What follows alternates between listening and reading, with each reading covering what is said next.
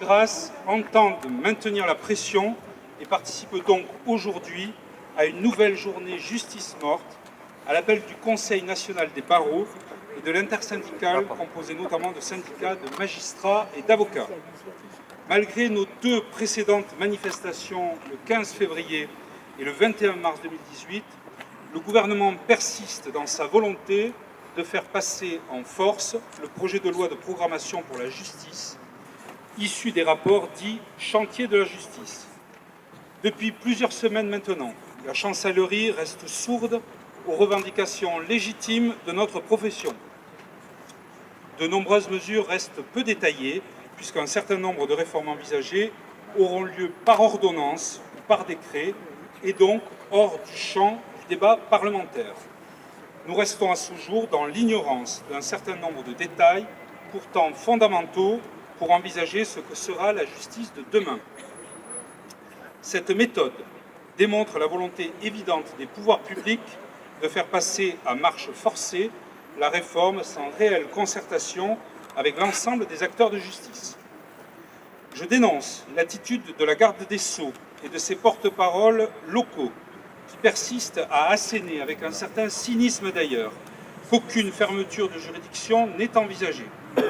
Il ne s'agit que d'éléments de langage déconnectés de la réalité pratique des mesures envisagées par le texte.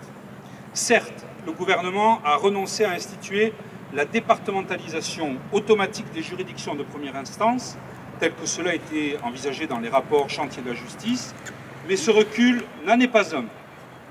En effet, le texte prévoit toujours la possibilité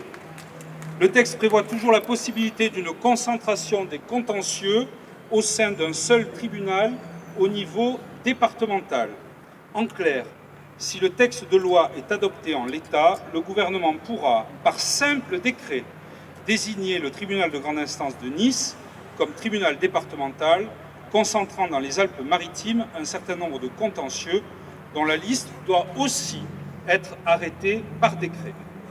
La crainte d'une dévitalisation du tribunal de grande instance de Grasse par simple décret, j'insiste, est donc toujours d'actualité. Notre arrondissement judiciaire compte plus d'habitants que l'arrondissement judiciaire de Nice.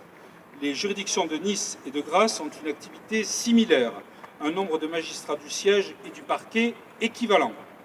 Les avocats du barreau de Grasse refusent que le tribunal de grande instance de Grasse, dont l'activité le classe en 19e position sur les 160 TGI, ne soit vidé de sa substance au détour d'un décret publié en catimini.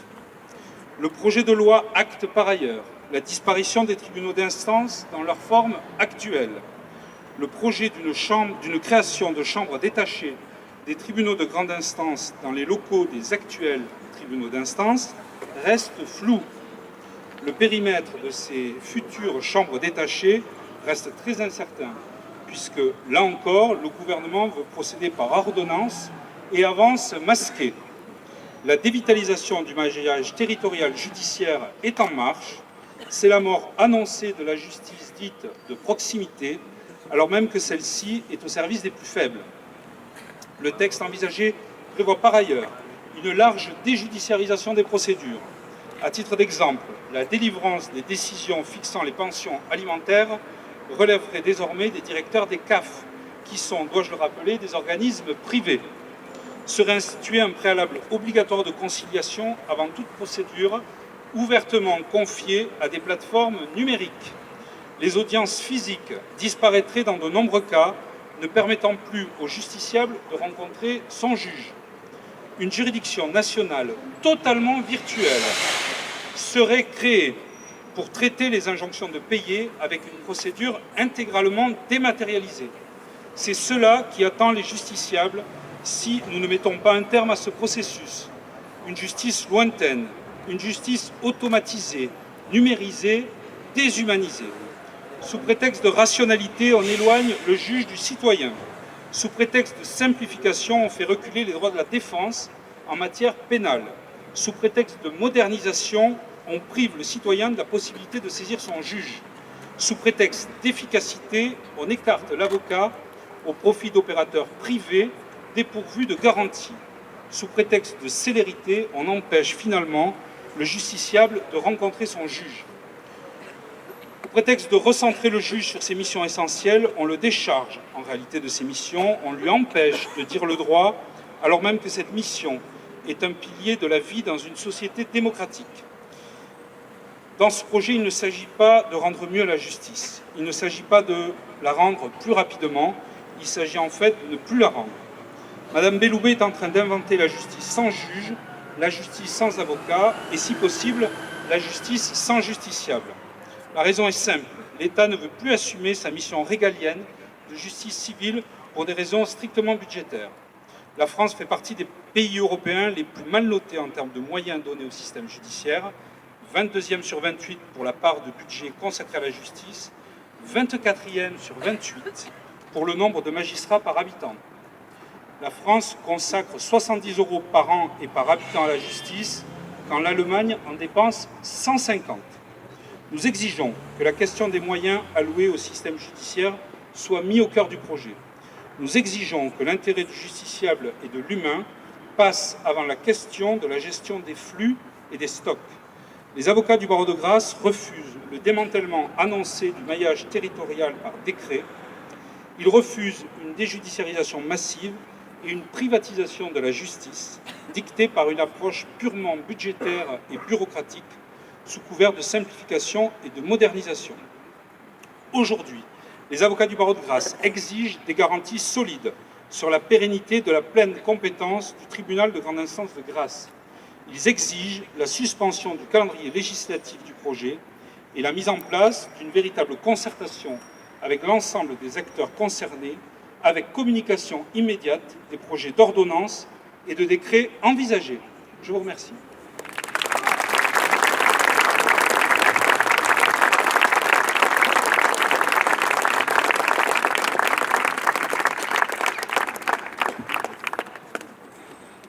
Monsieur le bâtonnier, messieurs les bâtonniers, maître Valiergue, maître Farnetti, maître Turillo, bâtonnier un jour, bâtonnier toujours, maître Christophe Morel, merci pour votre présence. En saluant Maître Barguin, avec qui nous avons beaucoup échangé aussi sur ces questions de manière sincère et importante. Monsieur le député, cher Éric Ciotti, merci d'avoir modifié un agenda très chargé pour être ici présent dans ce moment important. Madame la conseillère départementale du canton, cher Michel Olivier, monsieur le conseiller départemental du canton voisin, cher Jean-Raymond Vinciguera, messieurs les maires, presque tous présents dans notre communauté d'agglomération et unie, portant ces écharpes, monsieur le vice-président du conseil régional, venu spécialement pour ce moment, pour dire la solidarité, pour dire notre amitié, pour dire combien il est important de s'unir.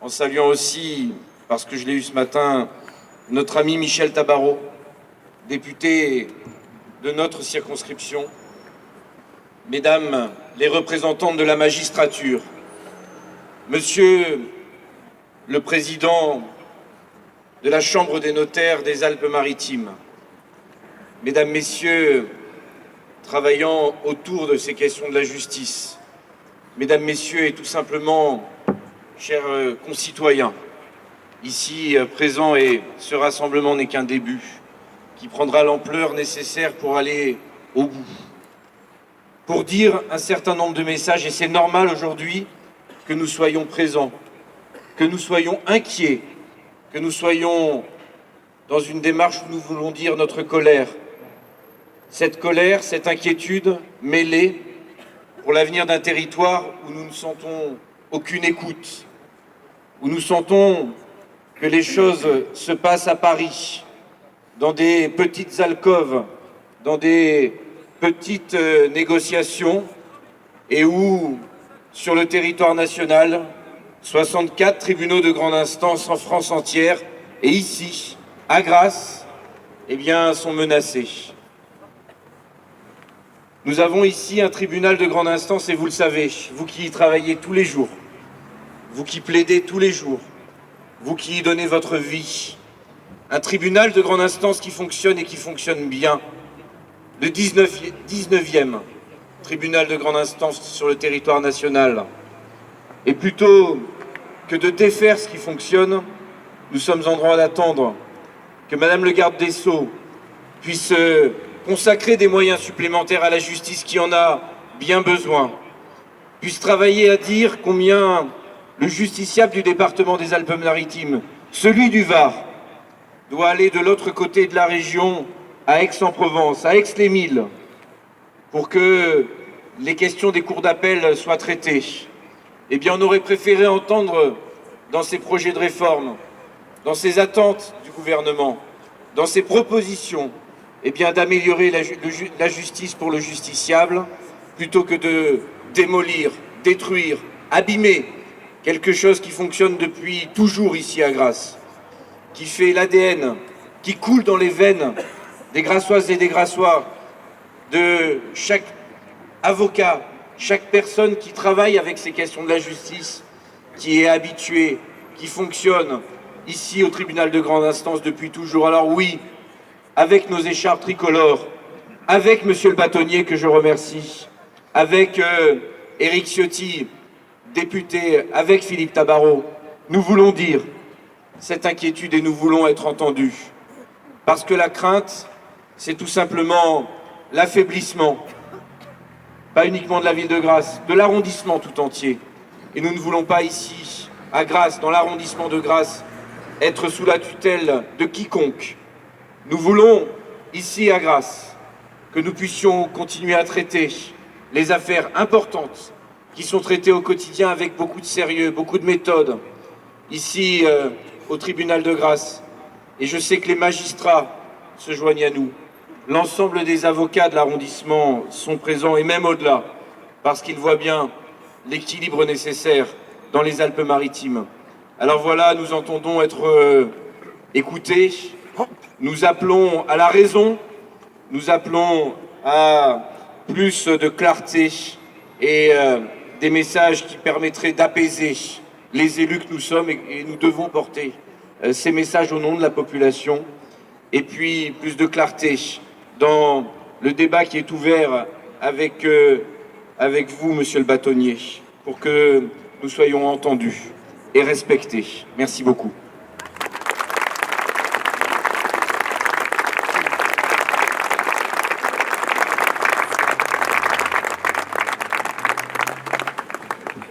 Monsieur le bâtonnier, Monsieur le maire, Monsieur le vice-président du conseil régional, cher Philippe Tabarot, représentant Michel Tabarot, Mesdames, Messieurs les maires, Madame, Messieurs les bâtonniers, Mesdames, Messieurs, vous êtes rassemblés ce matin, pour une cause noble, celle de la défense du droit. Le droit, c'est la France. Le droit, la règle, la loi ont bâti la nation démocratique dans laquelle nous vivons. Affaiblir la force de la règle, c'est affaiblir nos institutions, c'est affaiblir notre démocratie. Ce combat que vous livrez et que je veux soutenir et que je suis venu soutenir ce matin est un combat essentiel. Affaiblir les professions du droit, comme cela avait déjà été le cas pour les notaires, pour certaines professions réglementées, avec la loi Macron.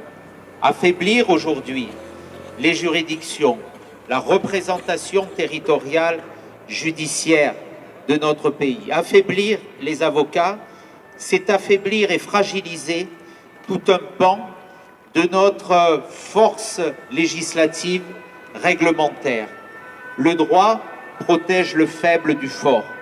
Ce qui est en cause aujourd'hui, et Monsieur le bâtonnier vient de le rappeler, c'est une forme d'ubérisation de la justice. C'est une forme de justice, c'est une forme de pratique du droit où le magistrat ou l'avocat serait gommé, serait effacé, serait supprimé au profit de procédures soi-disant simplifiées, mais qui ne feraient en fait que fragiliser les plus faibles qui, eux, n'auraient pas la possibilité d'aller d'aller chercher des formes de protection qui leur garantiraient tout simplement leurs droits. Alors aujourd'hui, ce qui est en cause, naturellement, et c'est ce qui mobilise les élus de cet arrondissement, mais aussi de tout le département des Alpes-Maritimes. Je suis député élu à Nice, pas député de Nice, nous sommes députés de la nation tout entière, et je suis venu vous dire ma solidarité, parce que fragiliser une partie d'un territoire au profit d'un autre, c'est au total fragiliser notre nation tout entière. La France, elle est unique, c'est une mosaïque de territoires, de nos villages à nos grandes villes.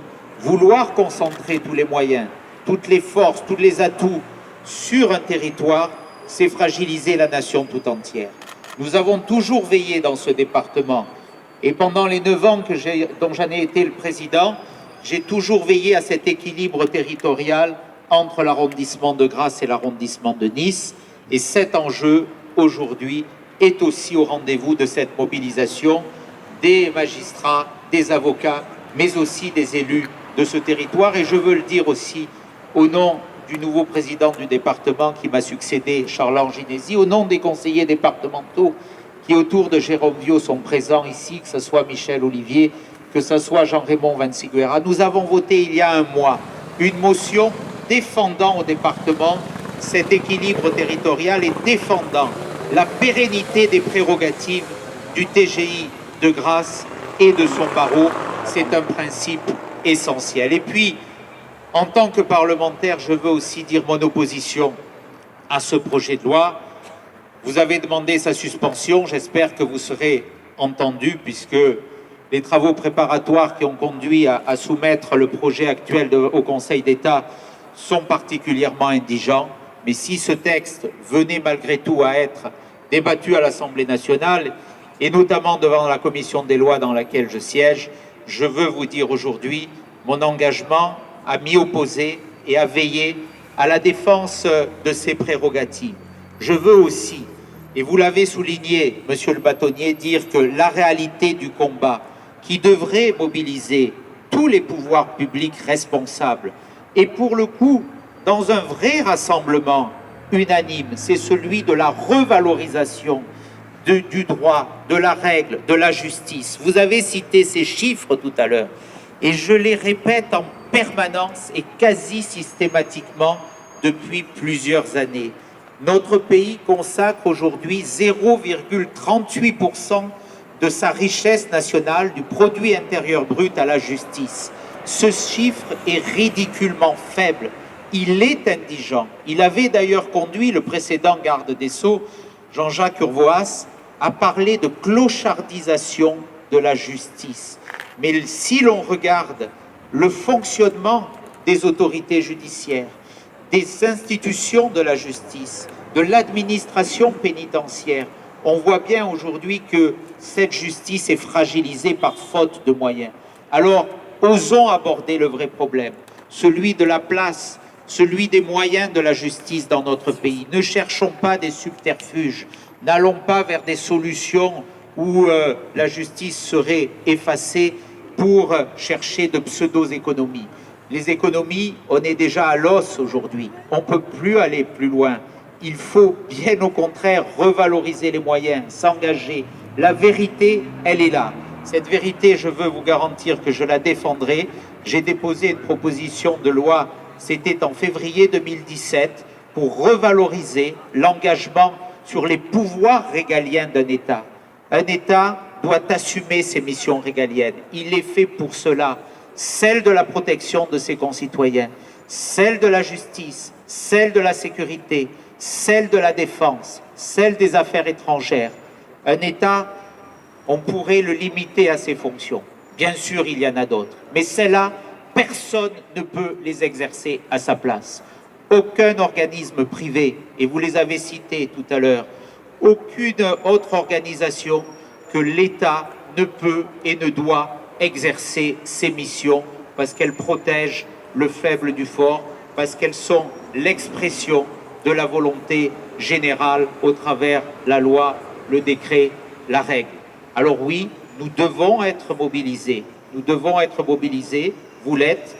Nous le sommes à vos côtés. Soyez assurés de ma détermination à vous soutenir dans ce combat juste que vous livrez, non pas par intérêt catégoriel, non pas pour vous-même, mais tout simplement pour défendre l'expression de l'état de droit dans notre pays.